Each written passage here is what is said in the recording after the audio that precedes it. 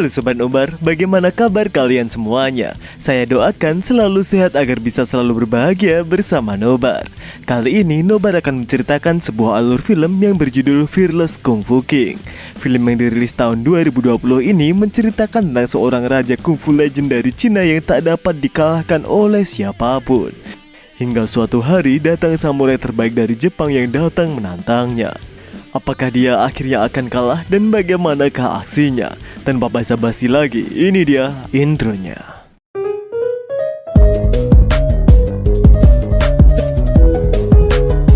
Jangan lupa subscribe sama tombol ring.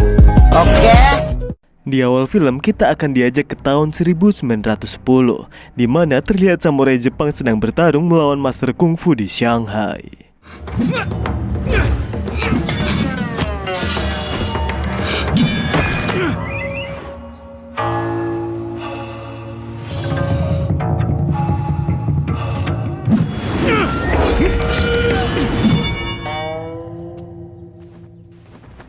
Pertarungan itu pun dimenangkan oleh Miyamoto, si samurai dari Jepang. Ia kemudian membuat tantangan terbuka untuk menantang semua master kungfu terbaik yang ada di Cina.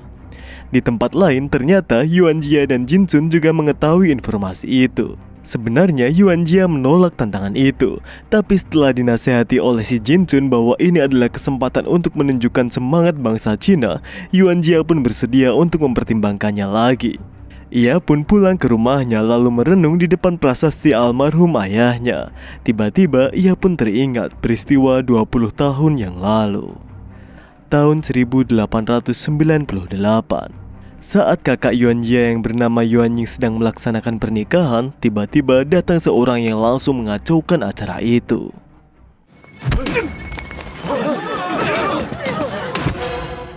Ternyata orang itu adalah anak dari mantan saingan ayah Yuan Jia.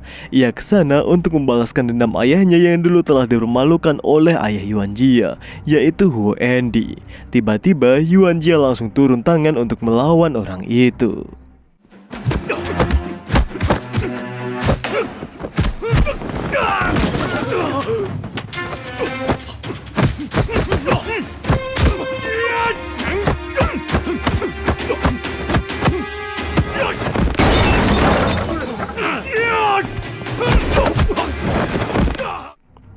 Untung saja ayah Yuan Jia masih berbaik hati pada orang itu. Ia melepaskannya dan malah menghukum si Yuan Ji. Ia sangat marah pada anaknya karena diam-diam belajar kungfu, padahal sudah ia larang sejak dulu. Yuan Jia pun merasa tidak terima, karena buktinya tanpa diajari pun dia bisa lebih hebat daripada kakaknya. Apalagi saat orang tuanya tidak mengajarinya jurus tinju yang sudah turun-temurun di keluarganya. Ayahnya malah mengajarinya tentang kesabaran. Yuan Jia yang merasa kecewa lalu pergi meninggalkan rumahnya. Di tempat lain, tepatnya di Beijing, Permaisuri Cixi mengutus Jenderal Yuan untuk pergi ke Tianjin, di mana di sana dicurigai menjadi tempat persembunyian para pemberontak. Ia meminta agar para pemberontak itu dihabisi di tempat. Sementara itu di dermaga Tianjin, Jin Chun sedang mengambil pesanan obat dari kapal. Tiba-tiba anak buah Jenderal Yuan mendatanginya untuk meminta jatah upeti kepada si Jin Chun. Sialnya bersamaan dengan itu pemberontak yang ia selundupkan tak sengaja lewat sana bersama Putri Yu. Dengan ketakutan ia mengaku bahwa dirinya adalah seorang tabib. Tanpa pikir panjang, anak buah Jenderal Yuan memintanya untuk mengobatinya. Tentu saja si pemberontak jadi semakin takut. Untungnya tidak lama kemudian Yuan Jia datang ke sana memecah perhatian.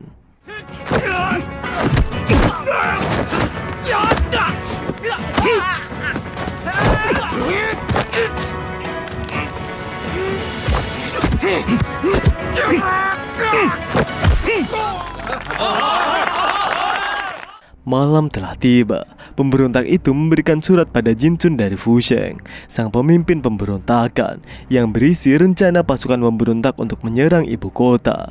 Jinchun lalu minta tabib tidur di sana sementara ia menemui si Yuan Jia. Ia meminta Yuan Jia membantu memberontak. Yuan Jia sebenarnya sangat bimbang, tapi akhirnya dia memutuskan untuk membantu tapi tidak secara langsung, yaitu dengan cara membuka sekolah bela diri, dengan harapan ilmu bela dirinya itu bisa membantu reformasi Tiongkok.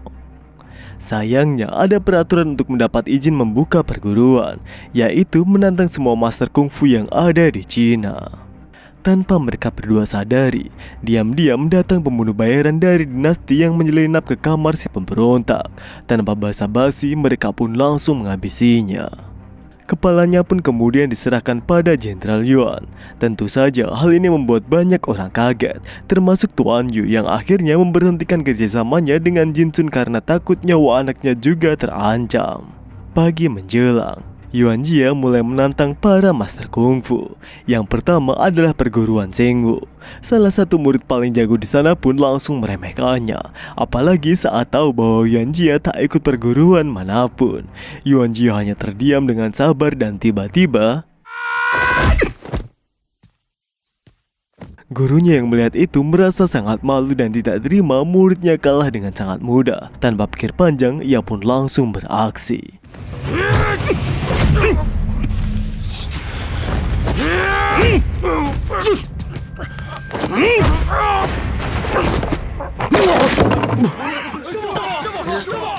Bermodalkan kemenangan itu, ia mengumumkan bahwa ia akan segera membuka perguruan terbesar di Tianjin. Kemenangan Yuan juga disambut dengan baik oleh si Jinchun. Namun tiba-tiba Jenderal Yuan dan pasukan kaisar mendatangi mereka.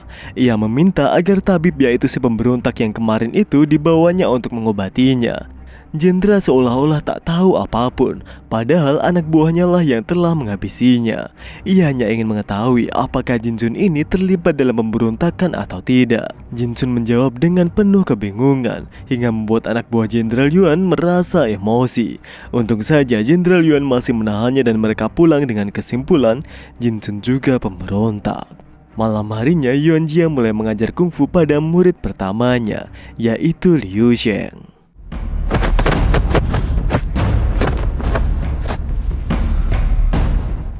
Latihan mereka terhenti setelah Putri Yu datang ke sana. Tampak ia sangat senang Putri Yu datang ke sana karena ia memang menyimpan rasa, meskipun harus bersaing dengan muridnya sendiri. Putri Yu datang ke sana untuk memberitahu si Jinchun bahwa ia dan seluruh keluarganya termasuk Tuan Yu akan segera meninggalkan Tianjin untuk menghindari ancaman dari dinasti. Keesokan harinya, master kungfu dari perguruan Jinmen, si Wang Wu, memutuskan untuk pensiun. Ia pun menyerahkan gelarnya pada murid terbaiknya, yaitu si Youlan. Tiba-tiba Jenderal Yuan datang ke sana. Ia memprovokasi mereka dengan memberitahukan bahwa Yuan Jia adalah orang terkuat di Tianjin yang tak bisa dikalahkan. Setelah itu mereka pun pergi begitu saja. Wang Wu yang merasa tertantang lalu menyuruh Youlan untuk turun tangan. Ia mengirim surat tantangan pertarungan hidup dan mati pada si Yuan Jia. Di tempat lain, Yuan Jia menerima surat itu dan bersedia menerima tantangannya. Ia pun langsung mendatangi gedung Jinmen di mana seluruh master kungfu sudah menunggunya. Lawan pertamanya adalah master yang sangat jago memainkan senjata.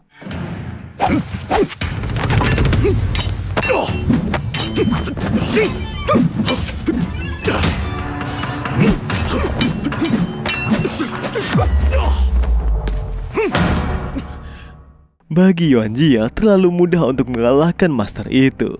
Ia pun berlanjut menemui master berikutnya, master buta yang sangat jago Wing Chun. Agar sportif, ia pun juga menutup matanya dan pertarungan pun dimulai.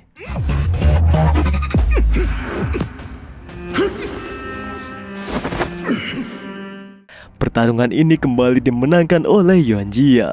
Selanjutnya adalah master Dewa Mabuk dan inilah aksinya.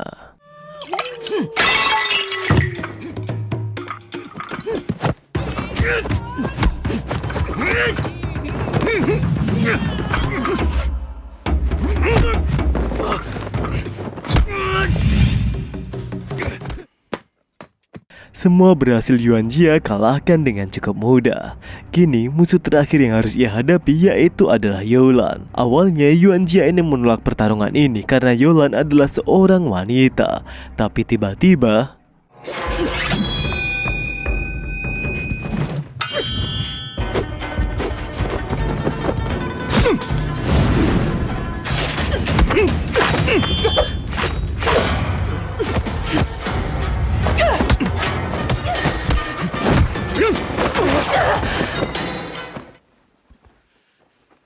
setelah berhasil mengalahkan Yolan, sekelas Yuan Jia melihat ada sesosok yang menyelinap di belakang Yolan.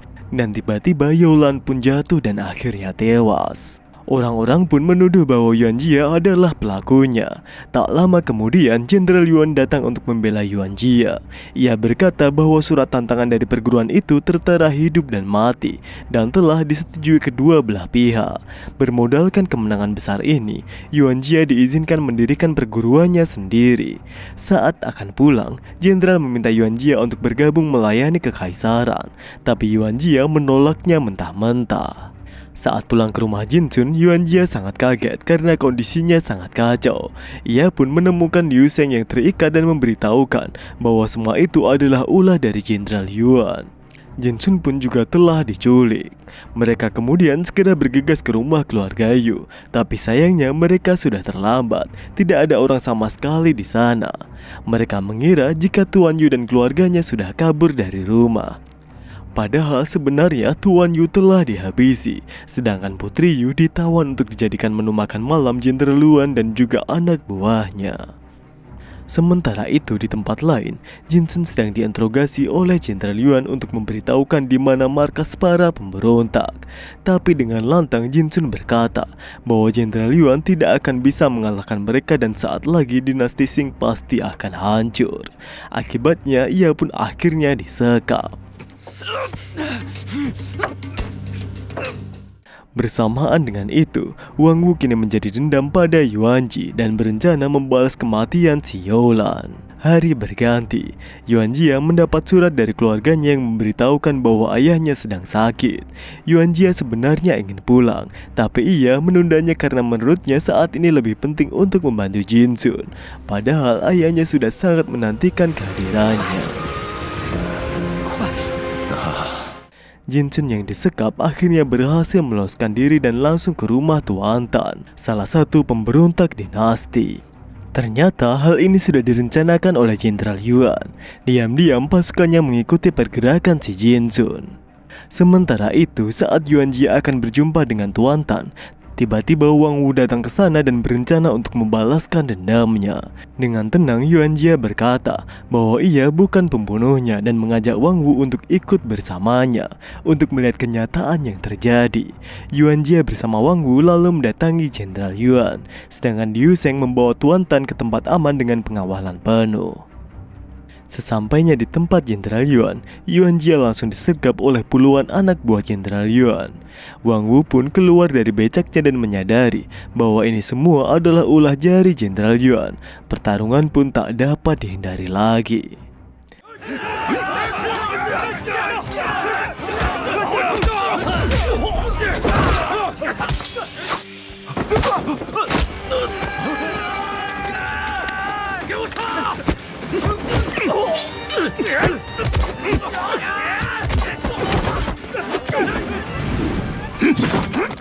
Di tengah-tengah pertarungan itu, Wang Wu menyuruh Yuan Jia melindungi Tuan Tan dan ia akan mengatasi sisa anak buah Jenderal Yuan. Sementara itu, ternyata beberapa anak buah Jenderal Yuan telah memulai aksinya menyerang rombongan Liu Sheng dan juga Tuan Tan.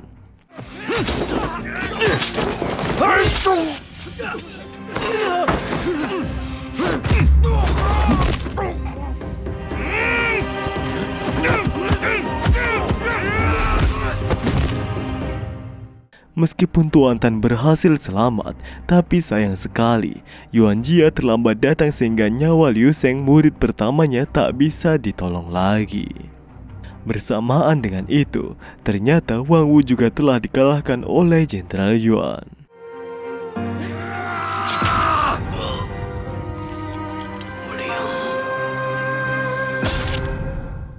Malam menjelang Di bawah guyuran hujan, Yuan Jia pergi ke tempat Jenderal Yuan untuk menyelamatkan si Wang Wu.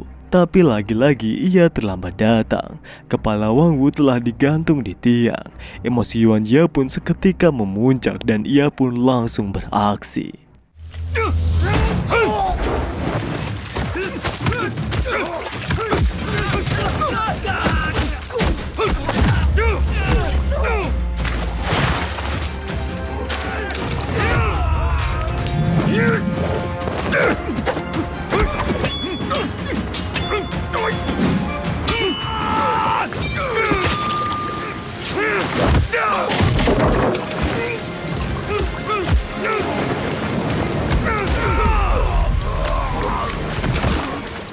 Jenderal Yuan yang sudah terpojok lalu menjatuhkan tiangnya, sehingga membuat Yuan Jia menahannya agar kepala Wang Wu tidak jatuh. Tetapi usaha Jenderal Yuan tetap saja sia-sia karena Yuan Jia terlalu overpower. Akhirnya Yuan Jia memenangkan pertarungan itu, lalu ia membawa pulang kepala si Wang Wu. Hari berganti, Yuan Jia pun akhirnya pulang ke rumah, tapi tidak disangkanya, ternyata ayahnya telah tewas. Ia pun diberi surat wasiat dari ayahnya yang berisi bahwa betapa ia menyayangi anaknya. Ia juga diberi buku jurus tinju yang akan lebih bermanfaat jika kesabaran penggunanya telah terlatih. Maka dari itu, dulu dia disuruh untuk belajar kesabaran agar tidak seperti ayahnya yang merasa gagal menggunakan jurus itu. Ayahnya percaya jika nanti Yuan Jia bisa mendirikan sekolah bela dirinya sendiri. Scene kembali berpindah. Yuan Jia akhirnya tersadar dari lamunannya. Setelah selesai berdoa di depan prasasti almarhum ayahnya, ia pun lalu pergi untuk menerima tantangan dari samurai Jepang dan akhirnya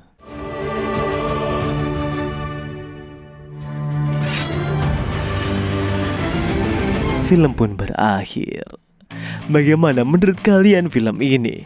Dari sini kita bisa belajar bahwa penyesalan selalu datang terlambat. Ada nggak nih dari kalian di sini semua yang pada nonton nih, yang pernah mengalami penyesalan terbesar dalam hidup kalian yang sampai sekarang itu nggak bisa dilupain sama sekali? Entah itu sama orang tua kalian, teman, sahabat, atau bisa aja mantan kalian, yang mungkin aja membuat hubungan kalian akhirnya harus terpisahkan, padahal kalian tuh baru sayang-sayangnya. Kalau ada, tulis aja ya di kolom komentar. Sampai jumpa di video berikutnya. Jangan lupa untuk like, share, dan komen video ini. Dan tentu saja, Kamsha.